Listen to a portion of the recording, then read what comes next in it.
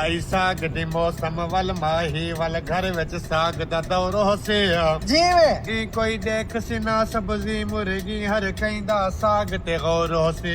ਆਹ हर चूल्हे दी रौनक बरसे घर घर विच हींदा जोरो से ਆਹ खा खा के बंदे थक वे सन लटरीने दे विच शोरो सी झाड़ वे चेल कुचंबा पैंदल ए साग दे बुथे डरेंदल कई अरसा सिर खनवे ਹਾਂ वल दाल पकी आई घर में दे वल झेड़ा पे मैं डर गया हाँ ਆਹ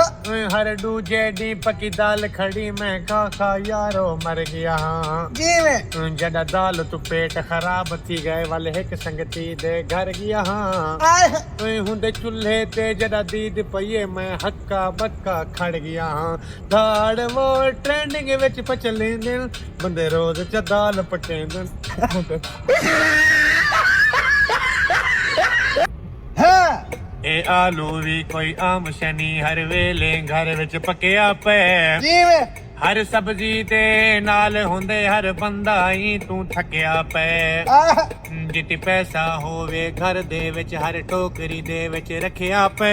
ਜਿਵੇਂ कल होटल ते कीमा मंगवाए हुंदे विच भी आलू सटिया पे नाड़ वे बंदा ईद ते गोश्त जो खमदे हुंदे विच भी आलू पमदे हुंदे विच भी आलू